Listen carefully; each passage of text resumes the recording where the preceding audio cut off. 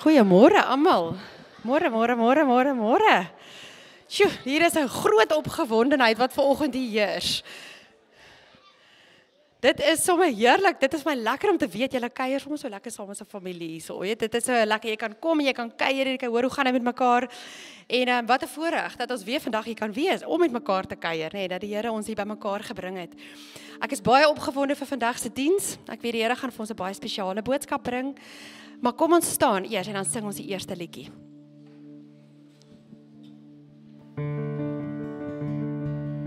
Manne, julle begin.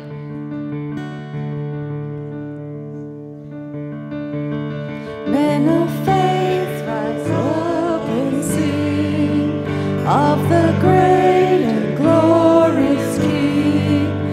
You are strong when you feel weak, in your brokenness complete. Almal saam. Shout to the north and the south, sing to the east and the west. Jesus is Savior to all, Lord of heaven and earth. Dames. Rise up, women of the truth, stand and sing to broken hearts, who can know the healing power of our glorious King of love. Almal saam. Shout to the north and the south, sing to the east and the west. Jesus is Savior to all, Lord of heaven and earth. We've been through fire, we've been through rain, we've been refined by the power of His name. We've fallen deeper in love with you. You've been the truth on our lips. Rise up, church, with broken wings. Fill this place with songs again of our God who reigns on high. By His grace again we'll fly. Shout to the north and the south, sing to the east and the west. Jesus is Savior to all, Lord of heaven and earth. Shout to the north and the south, sing to the east and the west. Jesus is Savior to all, Lord of heaven and earth. Lord of heaven and earth. Lord of heaven and earth. Lord of heaven and earth. Julle kan maar vir ons sit, dankie.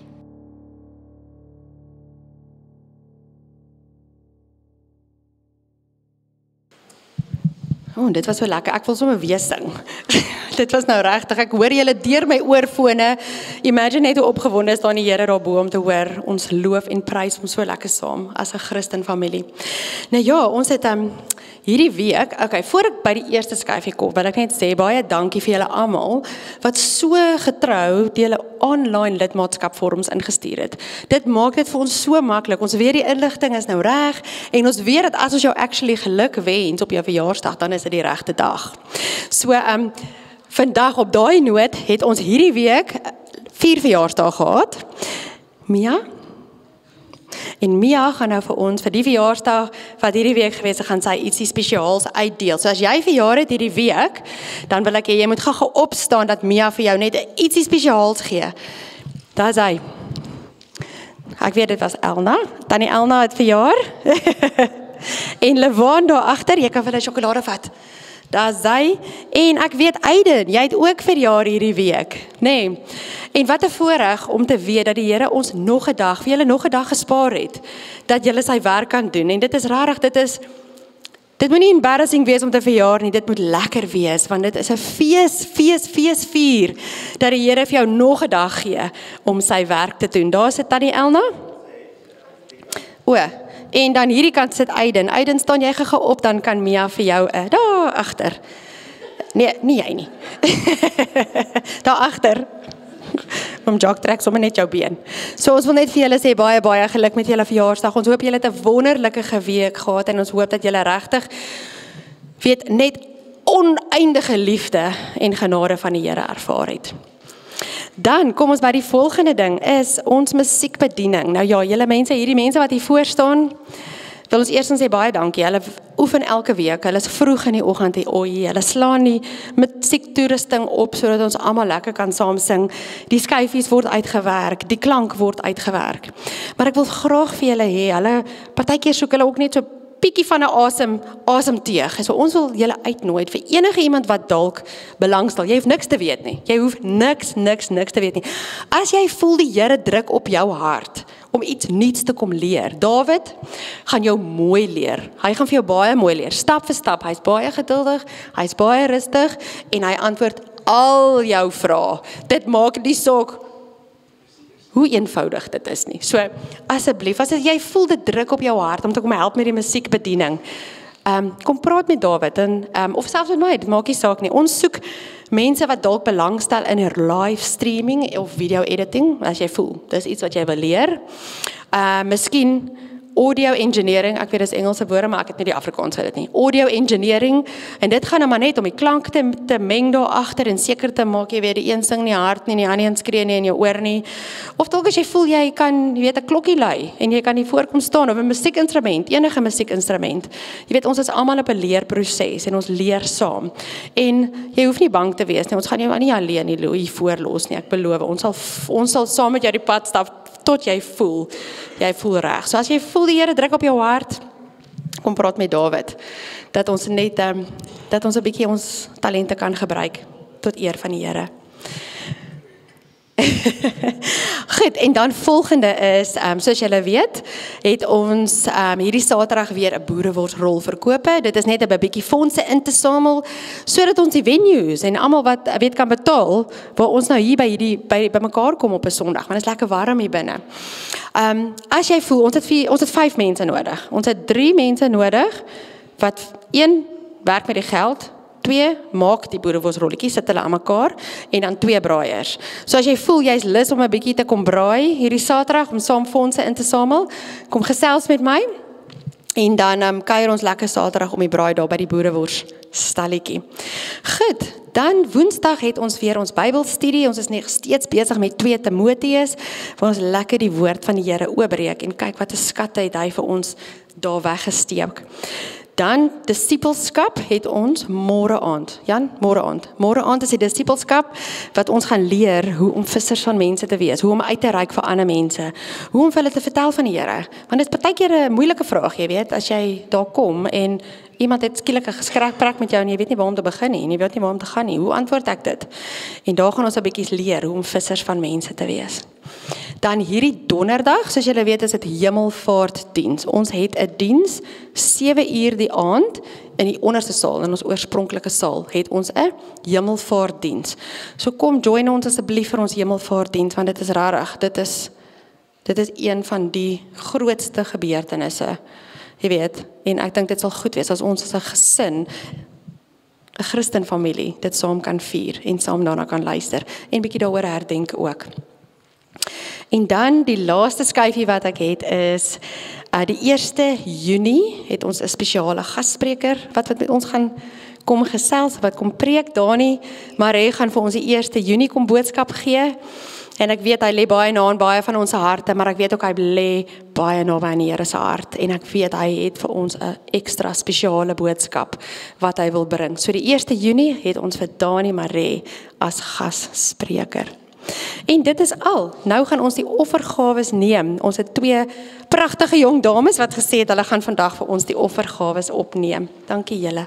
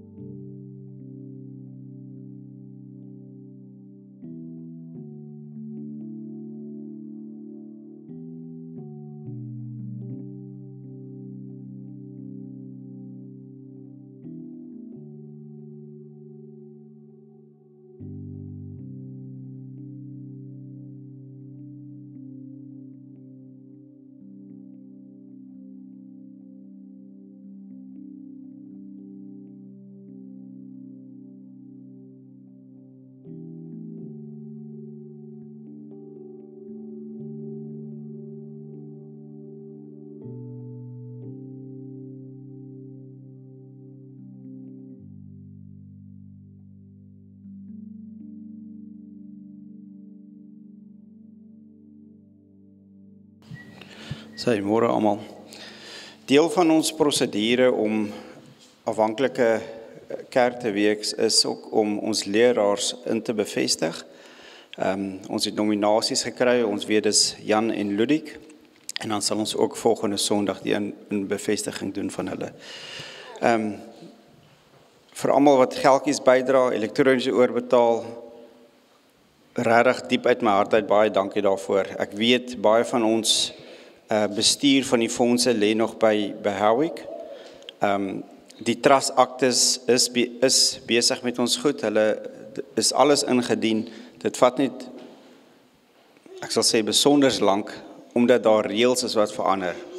En die trustakte kommissie is besig om seker te maak dat van die historiese werk ook nou volgens daai reëls val by ander gemeentes en alle trustaktes. Ons goed is op die regte manier in, ons wag net in die proses om dit goedgekeur te kry. So asseblief, hou aan met die bydraes, die geld kom tog na ons toe en ons waardeer elke sent. Kom ons sluit die oë. Liewe Here, ons staan hier voor U, en ons sit hierdie kollekte wat ons gekry het by U voete neer. En ons sê baie dankie daarvoor. En ons waardeer elke sent, elke bydra. En ons weet, dit kom van U af, op 'n goeie plek. Maar ons gee dit ook terug vir U. Om te sê, ons wend dit aan vir niks anders as vir U gemeente nie. Dankie vir U liefde. Amen. Ons sê goeiemôre julle almal. Ek wil vir ons 'n stukkie lees uit Jesaja uit. Weet jy dan nie, het jy nog nie gehoor nie, die Here is die ewige God, skepper van die hele aarde. Hy word nie moeg nie, hy raak nie afgemat nie. En sy insig is ondeurgrondelik, hy gee die vermoeides krag, hy versterk die wat nie meer kan nie. Selfs jong manne word moeg en raak afgemat, selfs manne in hulle vleuer struikel en val, maar die wat op die Here vertrou, kry nuwe krag. Hulle vlieg met arendsvlerke, hulle hardloop en word nie moeg nie, hulle loop en raak nie afgemat nie. En daarmee groet die Here ons vanoggend. Wees gegroet in sy wonderlike en almagtige naam, in die naam van Jesus Christus. Amen. Kom ons staan en sing ons lekker saam.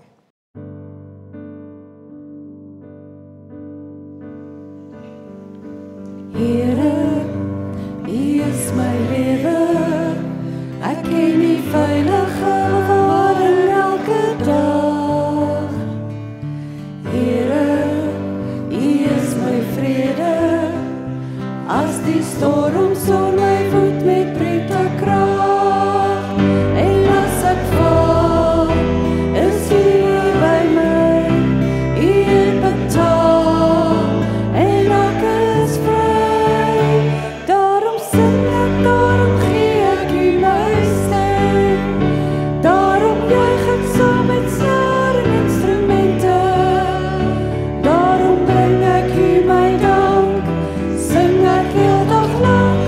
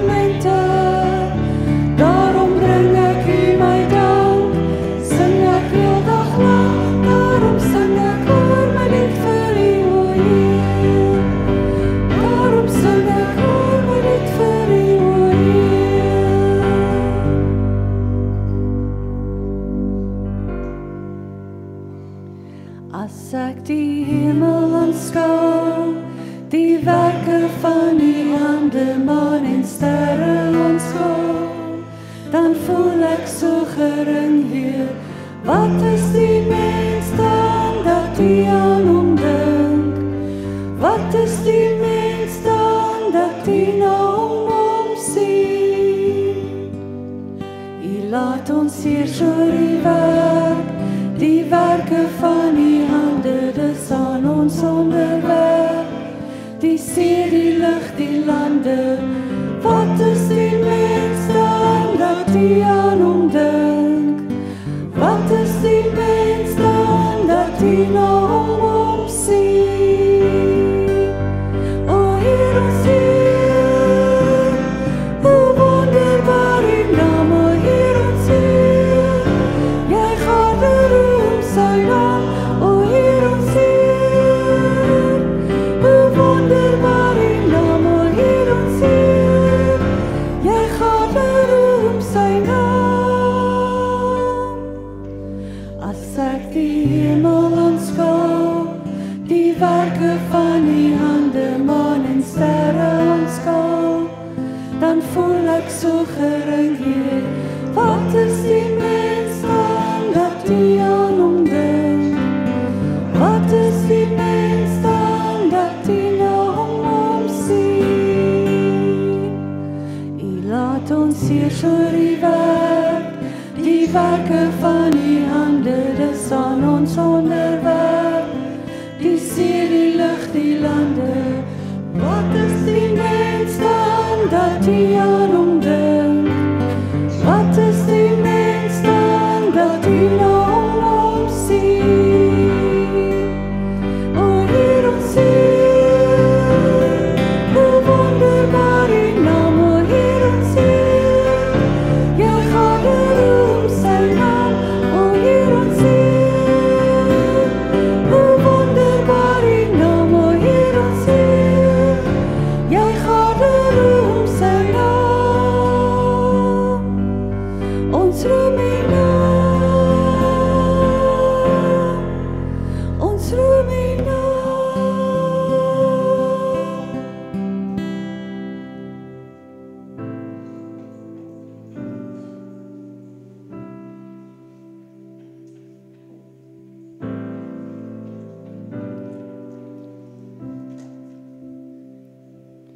Lord, I come into Your holy place, stand in awe of Your cleansing grace.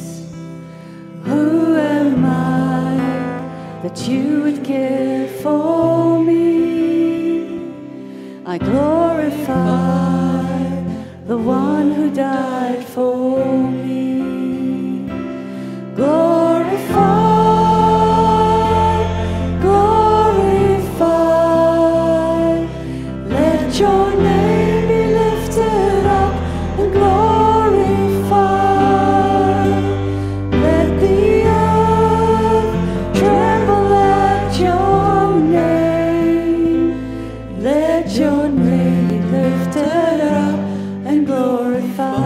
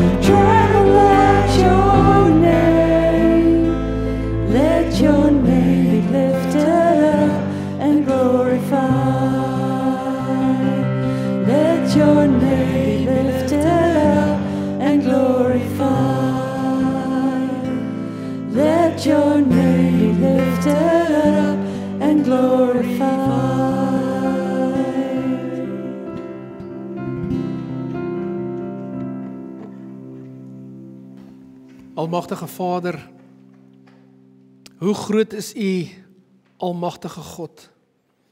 Here, as ons lees in die boek Esegiel, waar Esegiel 'n visioen gesien het van U almagtige Vader, waar hy U grootheid beskryf, Here.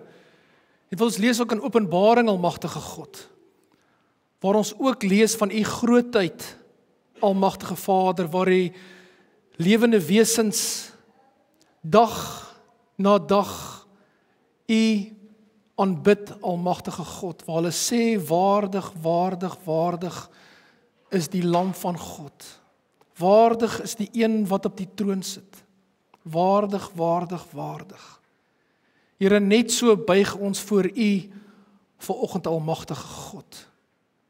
Here, ons kan nie ten volle U grootheid besef nie, Here. Ons kan dit nie verstaan nie, Here. U is te groot, almagtige God. Maar ons buig voor U, almagtige Vader. Dankie dat U ons God is, Here. Dankie dat U vir ons lief is, Here. Dankie dat U vir ons dit moontlik maak vanoggend om te kan kerk toe kom. Dankie vir gesondheid, Here. Dankie vir familie, dankie vir liefde, Here. Dankie vir veiligheid. Here, praat asseblief met ons vanoggend, almagtige God. Ons is gretig en angstig en opgewonde om te hoor wat U vir ons wil sê, elkeen wil sê vanoggend, Here. Ons begin vandag in die naam van die Vader, die Seun en die Heilige Gees. Amen. As jy al die kindertjies kan verdaag na julle klassies toe.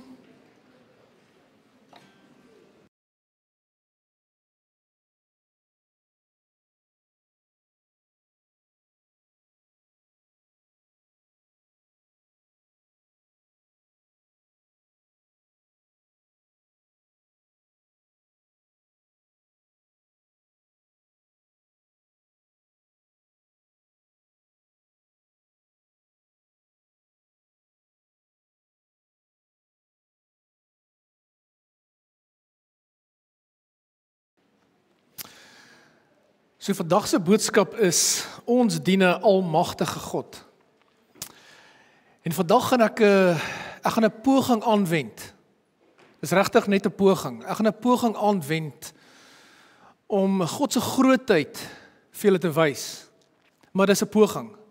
Want soos ek sê in die gebed, God is so groot, ons kan nie ten volle sy grootheid verstaan nie.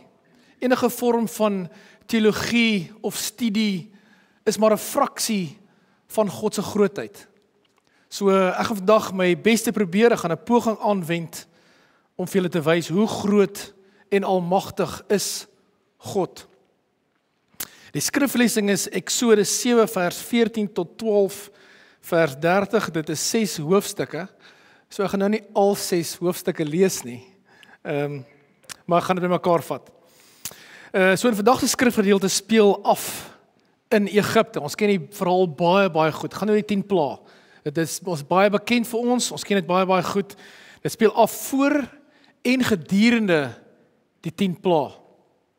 Maar ek gaan vandag vir julle wys, dit was nie net pla gewees nie.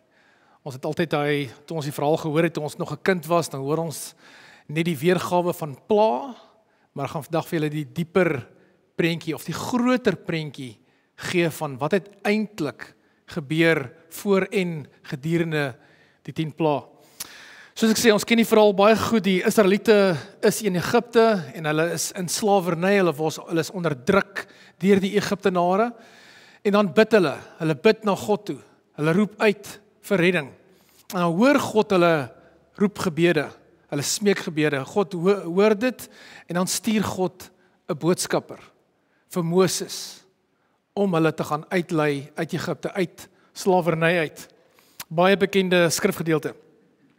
So vandag wil ek gaan stil staan by waar God homself openbaar in die brandende bos aan Moses, net so voor die 10 pla, waar God homself bekend maak aan Moses. En dan wil ek gaan stil staan by die 10 pla self. Ek wil vir julle gaan wys God se grootheid, sy almagtigheid in die 10 pla, en dan laastens wil ek gaan stil staan by besef ons die grootheid van God. 3 baie belangrike punte. So kom ek gaan lees vir ons in Exodus 3, waar God homself openbaar aan Moses. So Moses was op 'n dag op die berg Horeb en toe praat God met Moses vanuit 'n doringbos wat aan die brand was. En die Here sê vir Moses vanaf vers 6, verder sê hy, ek is die God van jou voorvaders, die God van Abraham, die God van Isak, die God van Jakob. Toe maak Moses sy gesig toe, want hy was bang om na God te kyk. Daarna sê die Here, ek het die ellende van my volk in Egipte duidelik gesien en hulle noodkrete oor die slawedrywers gehoor. Ek het hulle lyding ter harte geneem. Daarom het ek afgekom om hulle uit die mag van die Egipte te bevry en om hulle daarvandaan te laat trek na 'n goeie en uitgestrekte land. 'n Land wat oorloop van melk en honing. Dit is die land van die Kanaaniete, Hettiete, Amoriete, Ferisiete, Hiwiete en Jebusiete. Die noodkrete van die Israeliete het my bereik en ek het ook aanskou hoe Egipte hulle verdruk. Daarom stuur ek jou na Farao toe, sodat jy my volk, die Israeliete, uit Egipte kan bevry. Toe sê Moses vir God, wie is ek dat ek by Farao sou waag en dat ek die Israeliete uit Egipte sou bevry? God het Moses geantwoord, ek sal by jou wees en die bewys dat ek jou gestuur het, sal dit wees. Wanneer jy die volk uit Egipte bevry het, sal julle my by hierdie berg aanbid.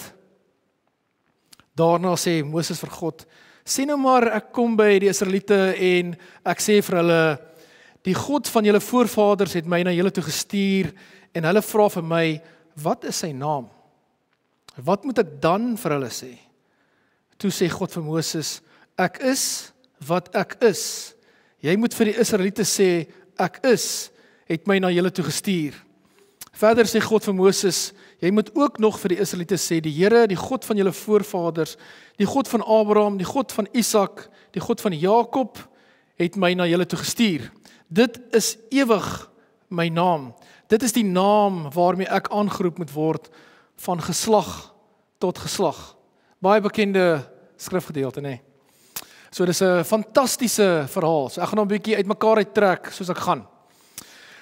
So wat baie interessant is van hierdie openbaring is, God maak sy plan. Hy verduidelik sy plan aan 'n mens. Hy verduidelik sy plan vir Moses. Hy openbaar sy plan van redding vir Israel aan Moses. En dan maak God dit duidelik aan Moses, wie is hy? Dat hy is die God van Jakob, hy is die God van Moses, en hy is die God van Isak. Maar dan vra Moses vir God, wat is sy naam? Dan antwoord God vir Moses, ek is die God van julle voorvaders. My naam is, ek is wat ek is. God wil nie hê Moses moet wonder nie. God wil hê Moses moet baie duidelik weet wie stuur hom. God maak homself bekend. Die Israeliete het gebid tot God vir redding en God stuur nou iemand om hulle te bevry. God het hulle noodkrete gehoor. Ons ken die verhaal baie goed. Maar Farao weier om die Israeliete te laat gaan. Want die rede is, die Israeliete was Farao se werkers gewees. Hulle was die werkers van die land. So as Farao sy werkers laat gaan, dan val Egipte se ekonomie. So dit is die rede hoekom hy nie die Israeliete wil laat gaan nie. Maar hierdie is God se volk, hierdie is God se kinders en God gaan hulle red. So in die 10 plaae kan ons duidelik sien dat dit is God se redding vir Israel. En dan stuur God die eerste plaag. Ek gaan vir ons lees Eksodus 7 vanaf vers 17. Die eerste plaag is die water verander in bloed. So sê die Here, deur wat nou gaan volg, sal jy weet dat ek die Here is. Jy moet ook vir Farao sê, met hierdie kierie in my hand sal ek op die Nyl se water slaan en dit sal in bloed verander. Dan sal die vis in die Nyl vrek, en dit sal so stink dat die Egiptenaars nie die water sal kan drink nie. Verder sê die Here vir Moses, sê vir Aaron, vat jou kierie en swaai dit oor al die water van Egipte, oor sy kanale, riviere, moerasse en damme, dat dit bloed kan word. Daar sal bloed wees in die hele Egipte, selfs in hulle hout en klipbakke. Toe het Moses en Aaron gedoen presies wat die Here hulle beveel het. Aaron het sy kierie opgelig en voor die oë van die farao en sy amptenare op die Nyl se water geslaan, en al die water het in bloed verander. Die vis in die Nyl het gevrek, en die Nyl se water het so gestink dat die Egiptenaars dit nie kon drink nie. Oral in Egipte was daar bloed. So kan julle sien die prentjie waar God baie duidelik sy mag en autoriteit verklaar in Egipte. Dis baie duidelik. Nou die rede, ek gaan vir julle elke keer wys, daar's elke keer 'n baie goeie rede hoekom God hierdie spesifieke plaag stuur. Nou die rede vir die plaag van die bloed is, die Egiptenare het geglo in 'n afgod van vrugbaarheid in die water. So hier wys God vir die Egiptenare, ons God, die God van die Israeliete, die God met die naam van ek is wat ek is in beheer van die water en van vrugbaarheid. God maak dit baie duidelik. Ek is die ware God. In die Engelse verklarende Bybel gebruik die woorde, wat hier begin gebeur het is, God declared war against Pharaoh and these false gods. God het oorlog verklaar teen Farao en sy afgode. Dit is wat eintlik hier gebeur het. Dit wys mens eintlik, daar's dit wat ons kan sien in die wêreld, maar daar's eintlik ook 'n groter prent, nê. God is altyd besig met 'n baie groter prent. Ons sien nie altyd die groter prent nie. Of as mens terugkyk, kan 'n mens dalk die groter rede gesien het of die groter prent. Maar met God is daar altyd 'n groter prentjie wat afspeel. Maar ons sien net wat voor ons is. En eintlik is dit 'n geestelike geveg. Ek is seker Moses het heeltyd al hierdie plaag, het hy gesien met hulle oë, en al die mense van Egipte en Israel het met hulle fisiese oë dit gesien, maar eintlik was dit weer eens 'n geestelike geveg gewees. En natuurlik, om nog so 'n bietjie dieper te gaan, julle moet onthou, ek gaan dit nie elke keer noem nie, maar by elke plaag is dit 'n element van chaos. Soos God skep by elke plaag, skep hy 'n vorm van chaos op Egipte. Dit is amper asof God vir daai dag of 2 dae of 3 dae van 'n plaag, vat hy vir Egipte terug na voor die skepping van chaos. Dis weer eens waar God vir hulle wys, ek is in beheer van die natuur. Ons kan dit baie duidelik sien, en julle gaan dit al hoe meer sien gedurende hierdie boodskap, dat ons dien 'n almagtige God. Julle gaan dit sien. So vir 7 dae was daar bloed, was die water bloed, maar Farao se hart was hard gewees. Dan stuur God vir Moses vir 'n tweede keer na Farao toe, om die Israeliete vry te laat. Maar Farao weier om in te gee. Dan stuur God die tweede plaag, paddas. Eksodus 8 van vers 1 tot 6.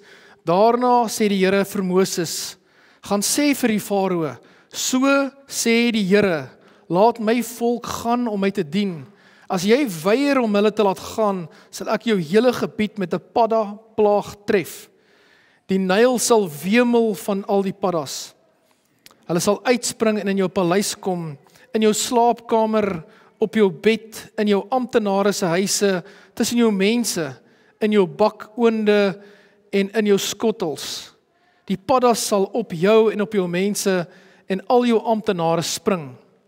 Verder sê die Here vir Moses, sê vir Aaron, swaai jou kierie oor die kanale, riviere en moerasse. Laat daar paddas kom oor Egipte. Aaron swaai toe sy kierie oor al die waters van Egipte en toe kom die paddas. Egipte was oortrek van hulle. So weer eens is daar 'n dieper rede vir hierdie plaag van paddas. Want Egipte het 'n klomp afgode gehad. So weer eens val God die afgod aan van Egipte. So die Egiptenare het 'n afgod gehad met die naam Heket. Dis 'n padda afgod. Dis dom. Hulle het 'n padda afgod gehad. Dit was 'n vrou met 'n kop van 'n padda. So God val daai afgod aan met hierdie plaag. Hy wys vir Egipte, hy is in beheer van selfs die diere. So weer eens verklaar God sy almag en autoriteit in Egipte. Hy verklaar, ek is die enigste God in die wêreld, in Egipte en in Israel. Hy is die enigste God, hy verklaar dit.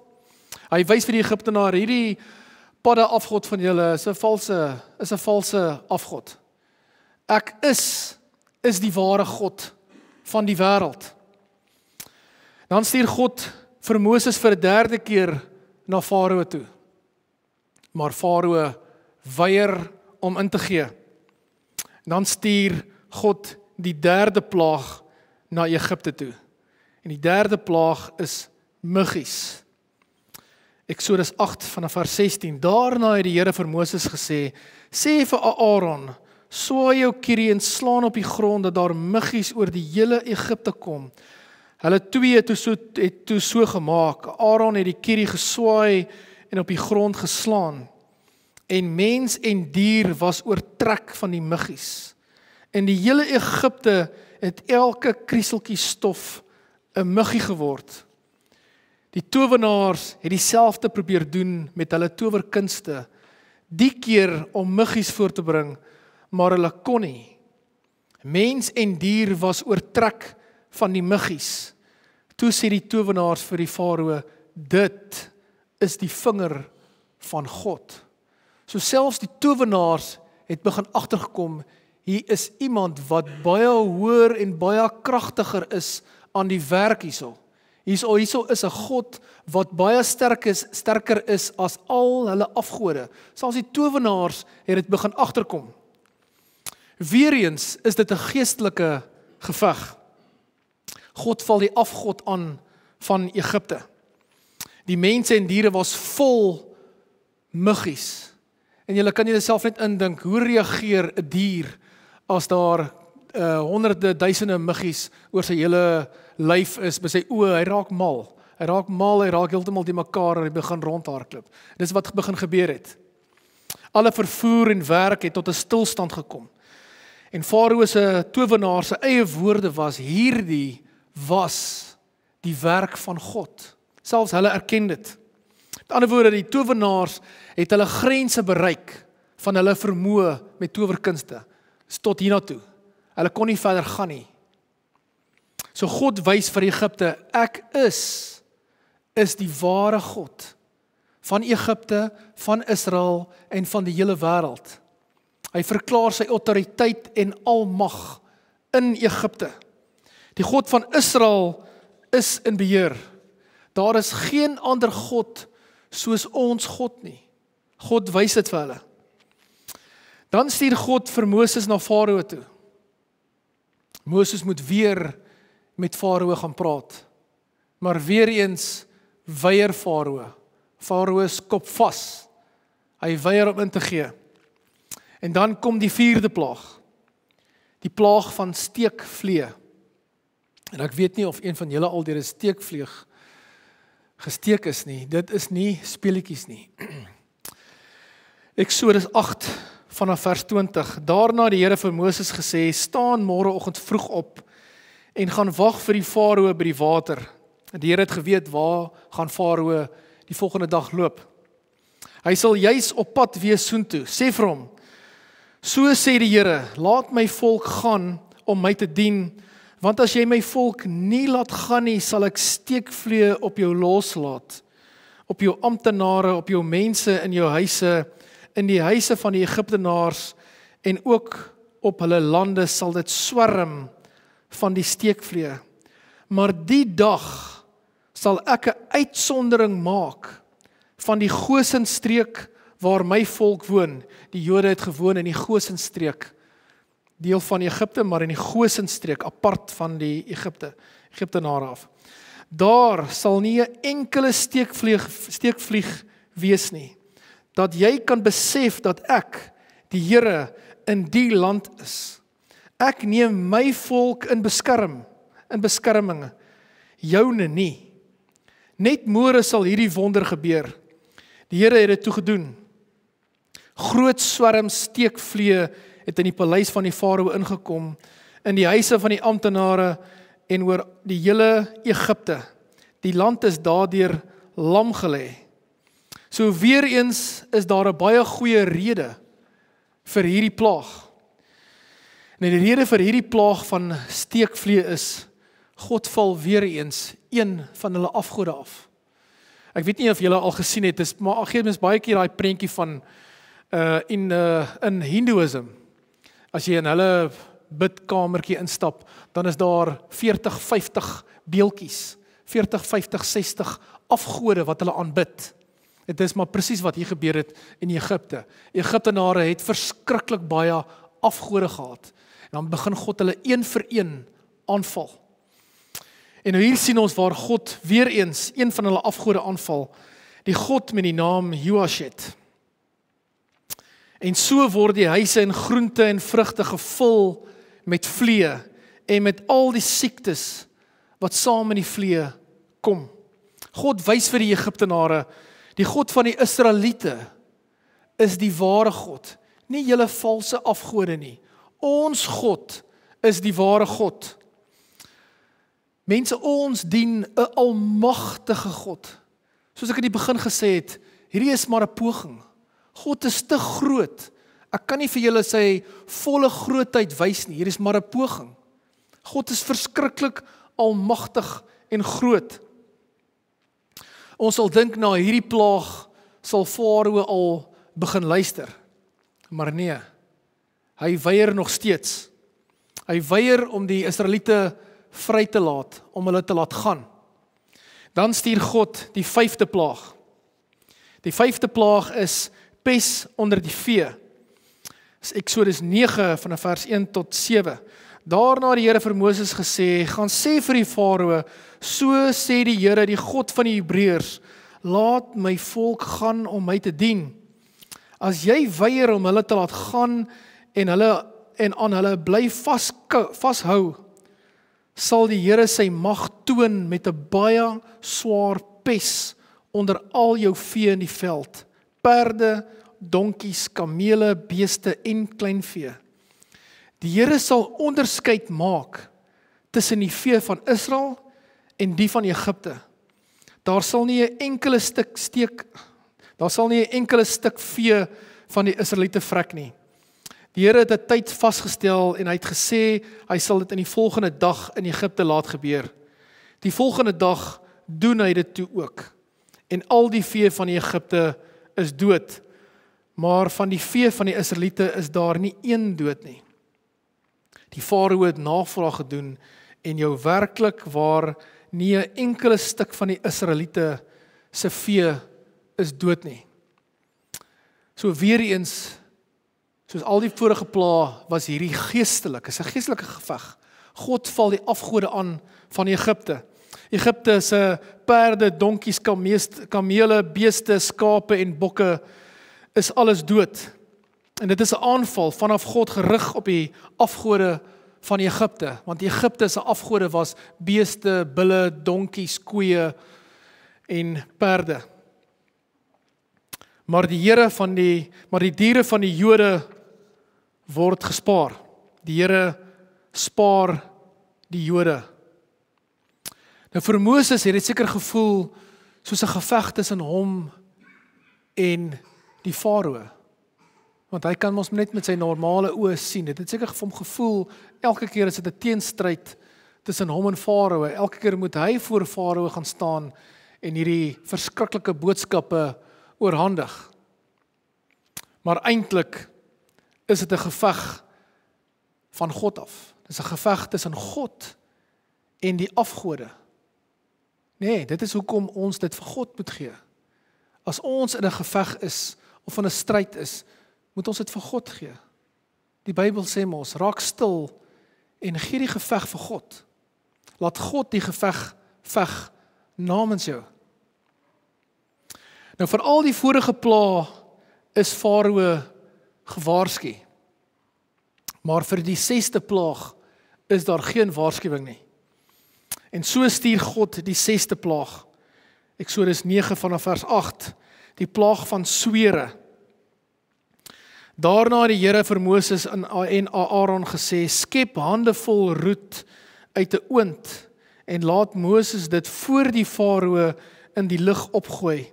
Dit sal 'n fyn poeier word oor die hele Egipte en dit sal dwars oor Egipte op mens en dier swere veroorsaak wat aanhoudend etter. Aan die ander woorde, swere met infeksie. Hulle het toe roet uit 'n oond gevat en voor die Farao gaan staan. Toe Moses dit in die lug opgooi, kom daar op mens en dier swere wat aanhoudend etter. Daar kom 'n aanhoudende vuilheid uit. Die towenaars kon Moses dit nie eers probeer nadoen nie, want hulle was vol swere. Die swere het bo op al die Egiptenare uitgekom, ook bo op die towenaars. So die Egiptenare was vol swere gewees en dit was verskriklik pynlik gewees. Dit was baie, baie, baie seer. Maar weer eens word die Jode gespaar. En weer eens kan die mens sien, God verklaar sy almag en autoriteit in Egipte. Hy maak dit baie, baie, baie duidelik. Weer eens wys God vir hulle, hy is in beheer van die natuur. Nie hulle afgode nie. Ons God is in beheer, want ons God is 'n almagtige God. Hy het al die hele tyd kom daai vraag by mens op. En die hele week kom daai vraag heeltyd by my op ook. Hoe groot is ons God? Hoe groot? Dis eintlik nie nie 'n vraag nie. Dis eintlik 'n statement. Hoe groot is ons God? Ons God is baie groter as wat ons dink.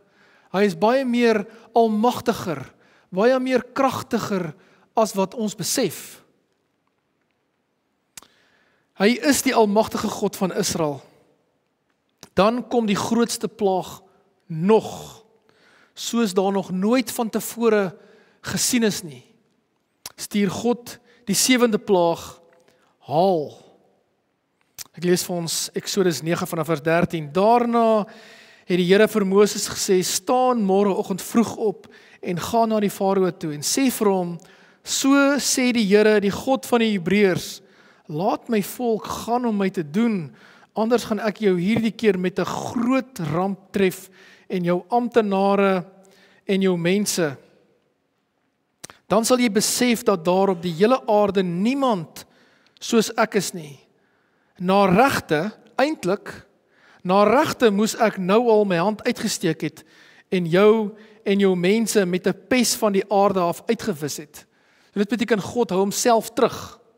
Hy hou homself terug. Hy sê eintlik kon ek jou al klaar afgevee het, maar God hou homself terug. Daar is net een rede waarom ek jou nog laat lewe, en dit is dat ek jou my mag kan wys en my naam daardeur oor die hele wêreld geroem kan word. Nog steeds hou jy jou groot teen my volk en laat jy hulle nie gaan nie. Toe ek hierdie vers lees, dink ek weer aan waar Israel nou is, waar hulle vry is en hulle is 'n magtige en kragtige nasie. Maar die Here sê vir Egipte, jy hou jouself groot. Vers 18, môre hierdie tyd gaan ek 'n verskriklike swaar hailstorm laat losbars, soos daar nog nooit in die bestaan van die Egipte was nie. Laat nou al jou vee en alles wat buite is, na veiligheid bring. Al die mense en diere wat buite is en nie onder dak gebring is nie, sal deur die haal doodgeslaan word. Vers 20, die amptenare van die Farao wat bang geword het, toe hulle hoor wat die Here gesê het haastig hulle slawe en vee onder die dak ingebring. En dit beteken van die Egiptenare se amptenare het begin glo in ons God. Hulle het begin glo, hulle het tot geloof begin kom. Maar die wat hulle nie aan sy woorde gesteer het nie, het hulle slawe en vee buite laat bly. Toe het die Here vir Moses gesê, steek jou hand in die lug op, dat daar haal oor die hele Egipte kan kom, oor mens en dier, en oor al die plante van Egipte. Toe Moses sy kier in die lug opsteek, het die Here donderslae en haal gestuur, en die blitse het tot op die grond geslaan. Die Here het die haalstorm oor Egipte laat losbars. Die haal het geval, tussen die haaldeur het die een blits op die ander gevolg. En ons wat van Afrika afkom, ons ken dit. Die Kiwis ken dit nou nie regtig soos wat dit gebeur in Suid-Afrika nie, nee. Daarso kan donderstorms gebeur. Jy ken dit eintlik van kleins af, waar daai donderstorm, daai geluid van die donderstorm.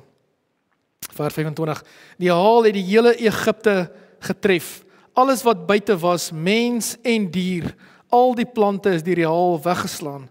Selfs al die bome is in repe geslaan. Net die Gosenstreek, waar die Israeliete was daar nie haal nie. God spaar die Israeliete. So ons kan baie duidelik sien, Farao verstaan nie die grootheid van God nie. Hy verstaan nie met wie het hy te doen nie. Hy kan nie God se grootheid raak sien nie. Hy verstaan dit nie. Maar God gaan nie opgee nie. God het gekom om Israel te verlos en dit is presies wat hy gaan doen. Hy het gekom tot redding van Israel. So alles is verwoes, maar die Jode word gespaar. Maak geen fout nie. God gaan sy volk red. Hy gaan hulle lei uit slawerny uit. Maak geen fout nie. Dan stuur God weer vir Moses na Farao toe. Maar Farao het sy hart verhard. Hy weier om toe te gee. En so stuur God die 8ste plaag. Die 8ste plaag is sprinkane.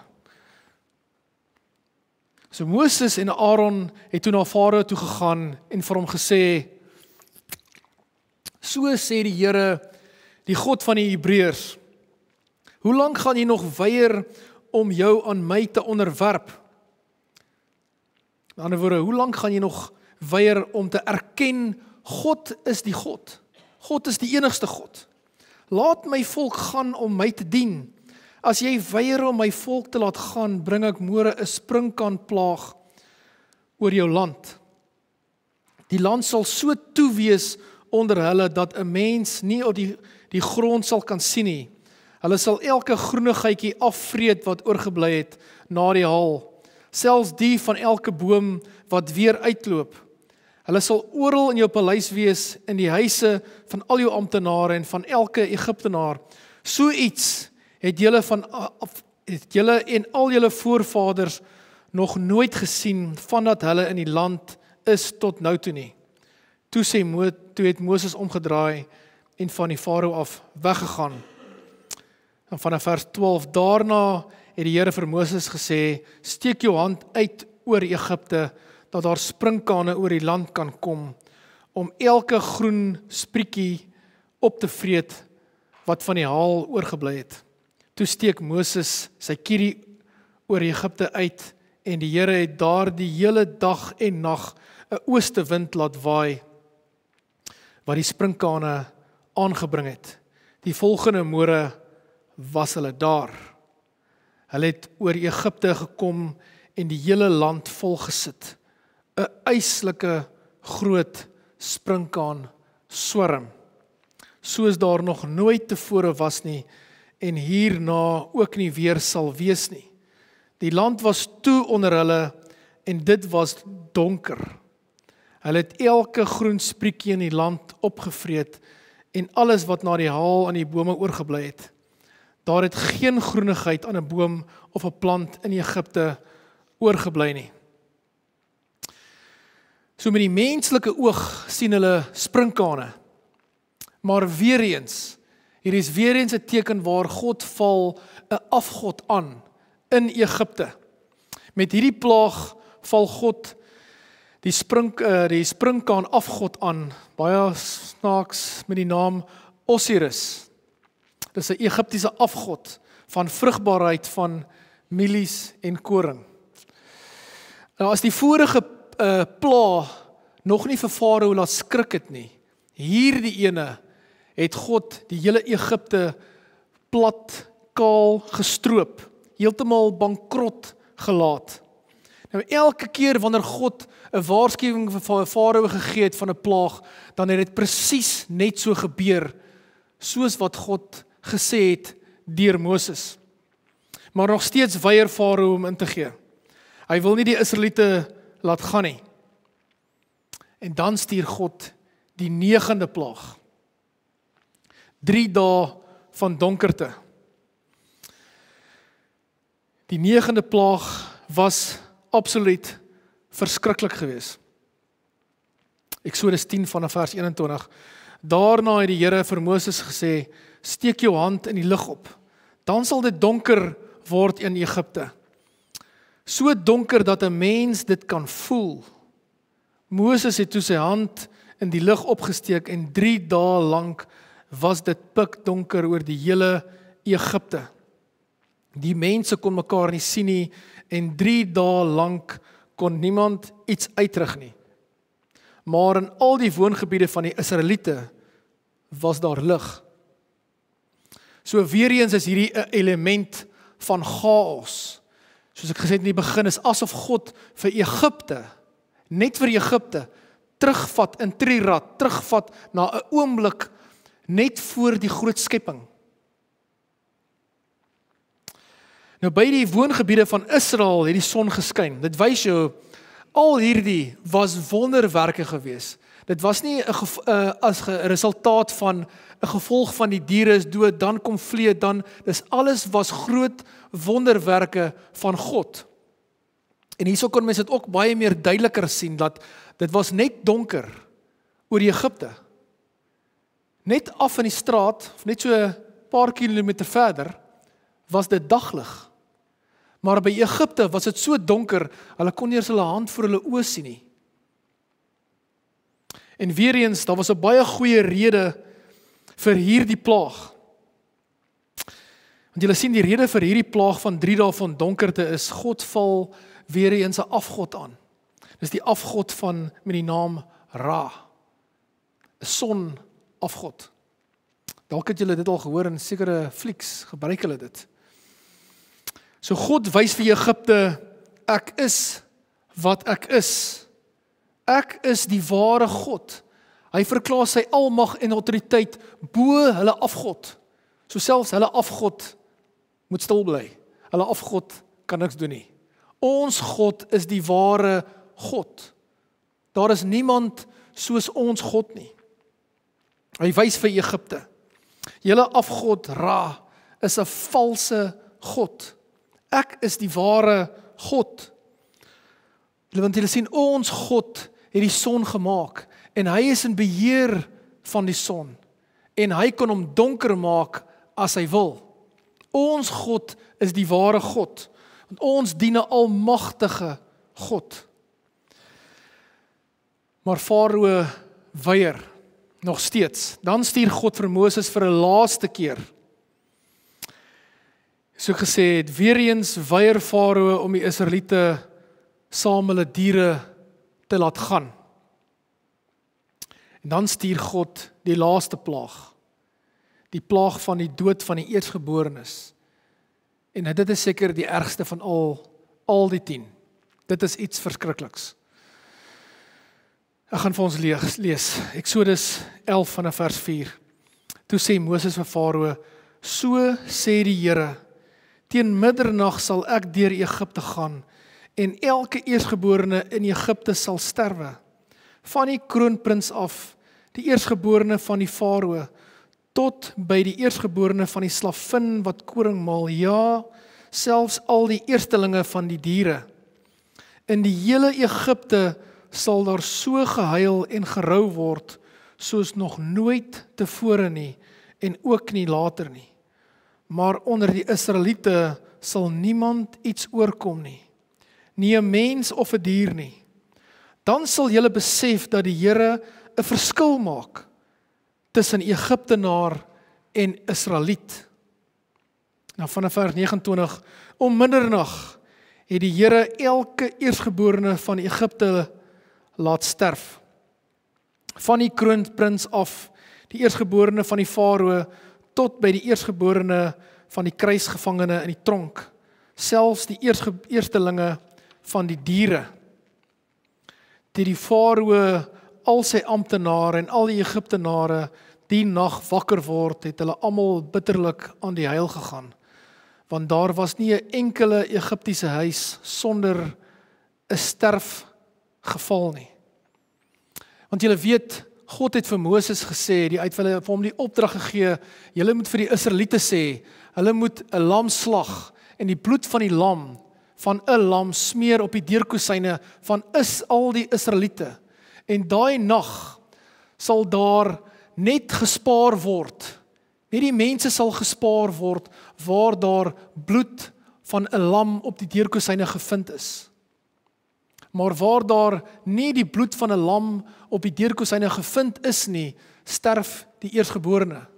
En dit wys vir ons na die kruisiging, nê. Ek het dit al vir julle vertel. Julle ken die verhaal. Dit wys na Jesus se kruisiging. Want net wanneer ons tot vergifnis gekom het, wanneer ons tot bekering gekom het, wanneer ons uitgeroep het tot redding van Jesus, dan word ons gered. Net wanneer ons skoon gewas is deur die bloed van Jesus, die lam van God, dan word ons gered. Dan word ons gespaar. Dan laat die farao die Jode gaan. Absoluut tragies. Maar daar's weer eens, daar's 'n groter rede vir die eersgeborene. Want julle sien, Israel is God se eersgeborene. Daarom val God vir Egipte aan. Daarom fokus God op Egipte se eersgeborene. Hulle maak lelik met God se eersgeborene en dan fokus God op Egipte se eersgeborene. As altyd 'n rede. Dit is baie duidelik, farao verstaan nie die grootheid van God nie. En ek wonder nog ons baie daaroor, verstaan ons die grootheid van God? Verstaan ons waarlik hoe groot is ons God?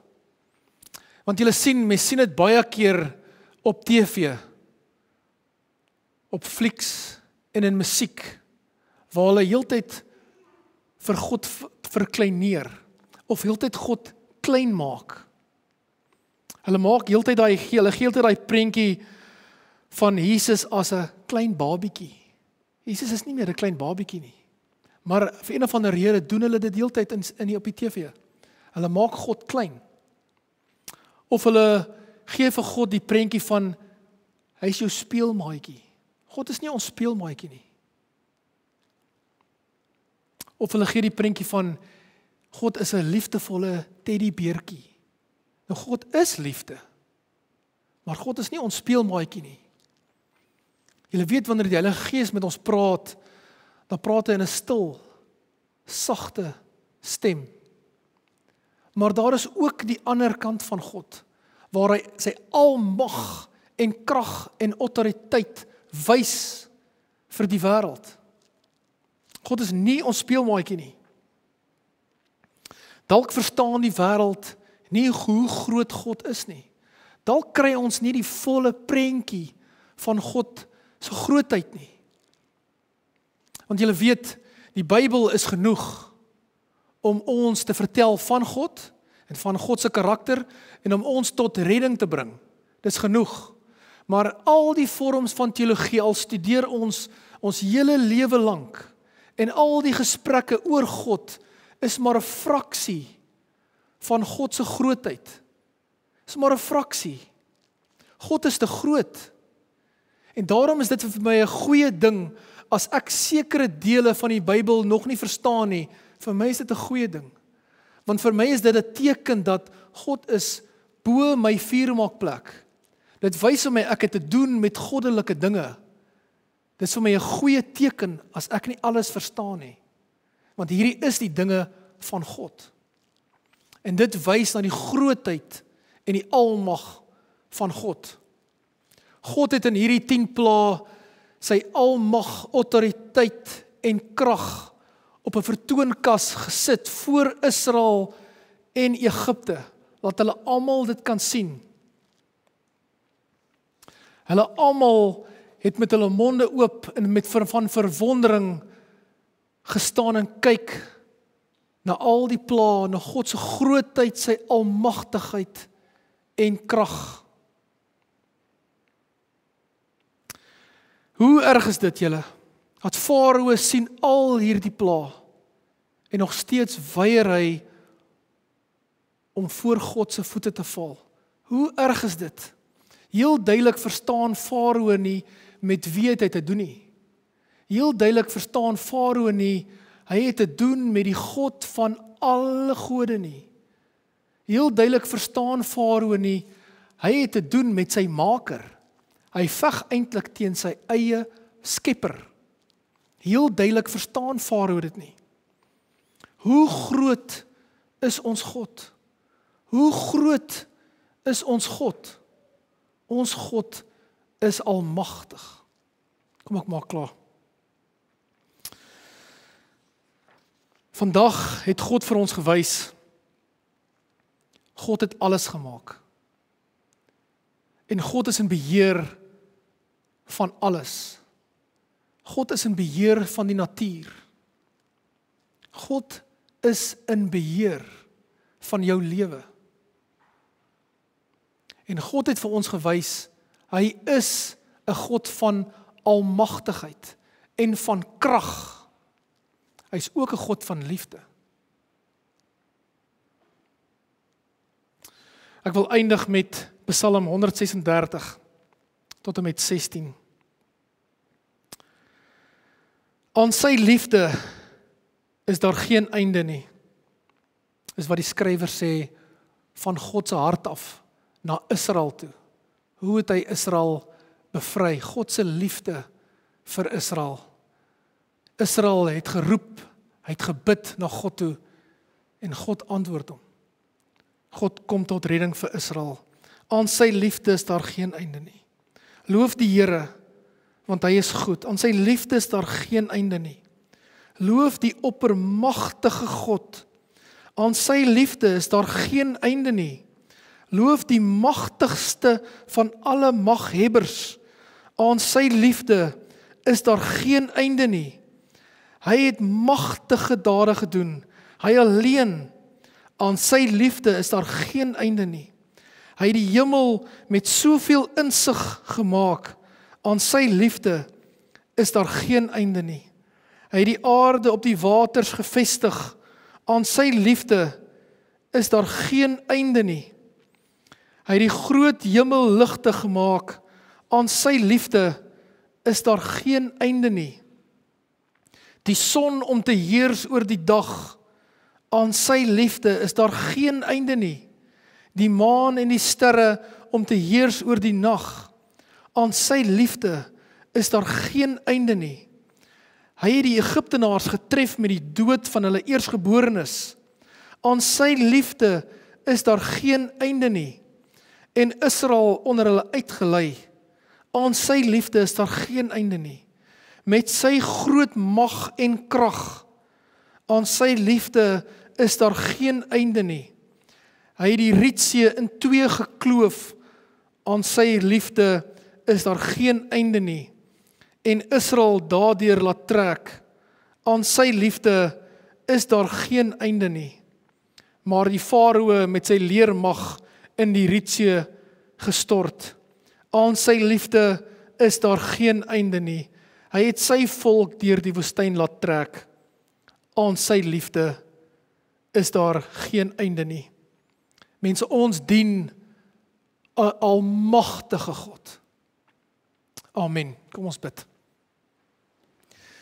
Here Jesus, Hoe meer ons groei in ons geestelike pad met U, almagtige God, hoe meer besef ons hoe afhanklik is ons van U, almagtige God, hoe meer ons besef ons dit, Here, laat, hoe groot is U, Here Jesus, en hoe klein is ons, almagtige Vader, Here, laat U aan ons dink.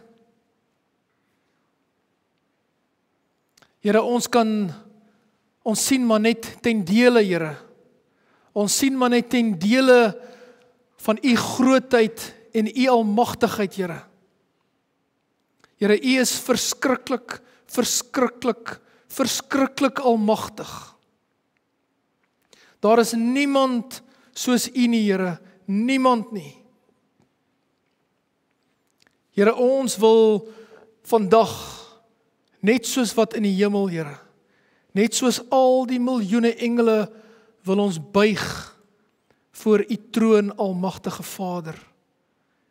En ons verklaar, Here, waardig is die Lam van God. Here Jesus, hoe wonderlik is U, almagtige Vader, laat U met ons op 'n sagte manier werk. Met 'n sagte stem praat. U praat met ons sag uit die Bybel uit. Met 'n sagte stem.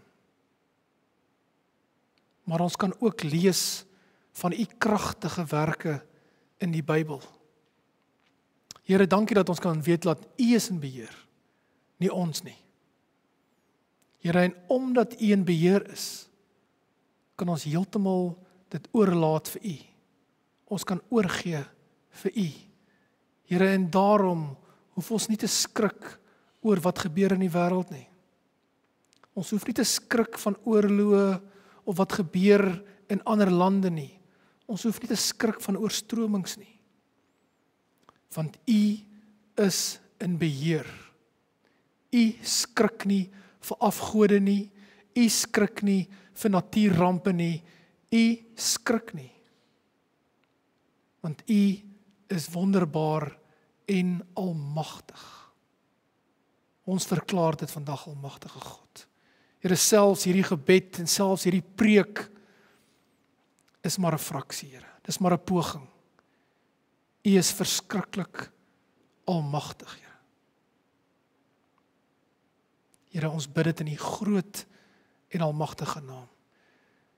In die naam van die Vader, die Seun en die Heilige Gees. Amen. Kom ons staan en sing ons lekker saam.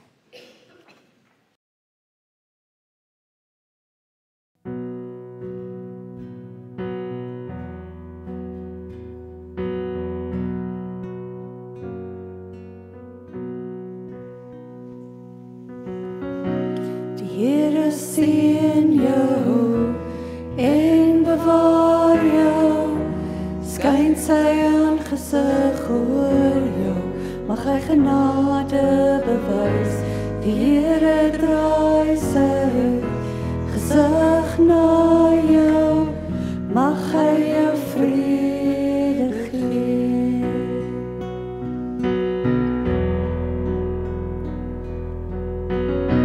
Die Here seën jou en bewaar jou, skyn sy aangesig oor jou, mag hy genade bewys.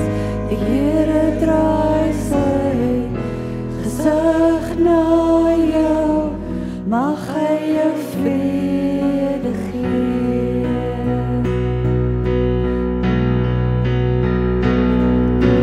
Amen, amen, amen, amen, amen, amen.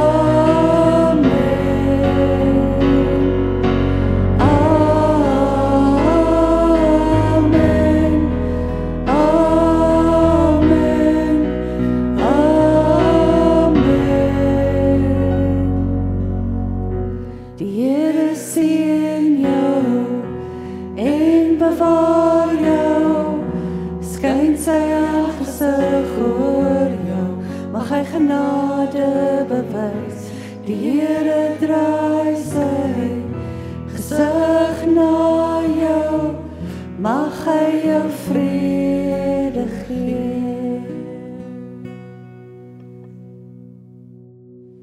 ons ontvang die Here se seën. Die Here sal julle seën en julle beskerm. Die Here sal tot julle redding verskyn en aan julle genadig wees. Die Here sal julle gebede verhoor en vir julle elkeen sy wonderlike vrede gee. Amen.